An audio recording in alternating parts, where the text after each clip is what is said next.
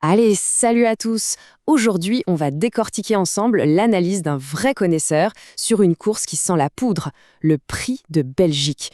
On va voir comment, parfois, le feeling d'un expert peut battre à plate couture les statistiques les plus froides. Bon, cette phrase, elle met tout de suite les pieds dans le plat. C'est vraiment le cœur de toute la stratégie qu'on va explorer. L'idée, elle est simple en fait. L'instant d'un spécialiste, les infos qu'il a pu glaner sur le terrain, eh bien ça peut avoir bien plus de poids que les données brutes. Mais d'où vient cette philosophie au juste? Pour la comprendre, il faut revenir un peu en arrière. Tout part d'une histoire, d'une anecdote personnelle de notre expert. C'est un souvenir bien précis qui a complètement forgé sa manière de voir les courses. Imaginez un peu la scène. On est à Vincennes, un dimanche un peu gris, un peu pluvieux. Le matin, notre expert reçoit une info, un tuyau comme on dit, sur un cheval que personne ne regarde. Et puis, la course arrive. Et là, cet outsider, ce tocard, il sort de nulle part et fait une remontée de folie. Résultat, une victoire totalement inattendue qui va lui apprendre une leçon essentielle. Et voilà, la leçon, elle est là. Cet événement a prouvé une chose. Les statistiques, le papier, ça ne dit pas tout, loin de là.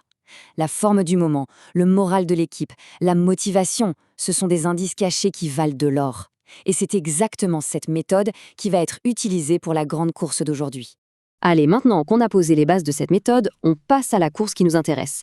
On va voir comment cette approche s'applique concrètement. Et attention, ce n'est pas n'importe quelle course, c'est la dernière chance pour beaucoup. Le Prix de Belgique, ce n'est pas une course comme les autres, non. C'est la toute dernière porte d'entrée pour le Prix d'Amérique, la Coupe du Monde du Trot, rien que ça. La pression, elle est donc à son comble. Et les stratégies sont totalement différentes. Il y a ceux qui sont déjà qualifiés et qui viennent juste se régler, et ceux qui jouent leur va-tout. Un des gros défis de cette course, c'est la distance. 2850 mètres. Ça peut sembler être juste un chiffre, mais sur la grande piste de Vincennes, croyez-moi, c'est un vrai marathon. C'est un test d'endurance terrible qui demande autant de puissance que de finesse tactique. Et pour qu'on soit tous bien au clair sur le niveau de la compétition, quand on parle d'un groupe 2, de quoi parle-t-on? Eh bien, on parle tout simplement du gratin, de l'élite des trotteurs, des athlètes de très très haut niveau. Autant dire que la bagarre va être féroce. Bon, comme dans toute grande confrontation, il y a les têtes d'affiche, les favoris que tout le monde attend. Et puis, il y a les challengers, les outsiders, capables de créer la surprise. Et c'est souvent dans ce duel que se cache la clé d'un pari réussi. Et là, on touche au cœur du raisonnement de notre expert. D'un côté, on a la favorite logique, Iroise de Lannoy. Sur le papier, elle coche toutes les cases. Tenante du titre, super driver, elle adore la piste. Bref, la base solide. Et de l'autre, l'outsider, Working Class Hero. Sa dernière course est mauvaise, mais attention, les bruits de l'écurie disent qu'il a eu un petit souci de santé, qu'il est maintenant au top et qu'il vole à l'entraînement. C'est le coup de poker et on retrouve exactement le même schéma que dans l'anecdote du début. Bien sûr, la course ne se limite pas à un duel. Le plateau est super relevé. Il faut garder un œil sur des profils très dangereux, comme le jeune Franck Gillot et sa pointe de vitesse finale redoutable, le rouleau compresseur Izo Arvedake, ou encore Immortal Doc, un cheval étranger qui connaît Vincennes par cœur. Mais un vrai connaisseur, il ne regarde pas seulement les chevaux. Non, il analyse aussi la piste, les conditions, tous ces petits détails qui, au final, peuvent faire une énorme différence. C'est ça, le secret. Il y a 3 points cruciaux à avoir en tête. D'abord, la fameuse montée de Vincennes. C'est un vrai mur, le juge de paix de la course qui teste la résistance jusqu'au bout. Ensuite, la stratégie du déferrage. En courant pieds nus, le cheval est plus léger, son allure s'améliore et ça peut lui donner un avantage décisif en termes de vitesse. Et enfin, la météo.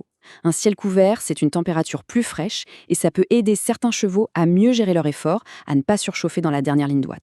Bon, on a brassé pas mal de choses, les stats, l'intuition, la piste, la météo. Alors au final, ça donne quoi? Quel est le verdict de notre sniper? Et voilà le pronostic final. On y retrouve sans surprise la favorite Iroise de Lannoy en première position. C'est la base sécurisante. Elle est suivie par d'autres concurrents très solides. Et bien sûr, regardez en 5e position, on retrouve notre fameux coup de poker, Working Class Hero. La logique derrière cette sélection, c'est un équilibre parfait. C'est un mélange calculé. On s'appuie sur la certitude qu'offre la favorite pour assurer, tout en intégrant un élément de risque, un joker audacieux pour aller chercher une cote bien plus intéressante. C'est vraiment la synthèse entre l'analyse pure et la prise de risque intuitive. Et on va se quitter sur cette question, une question qui dépasse largement le monde des courses hippiques.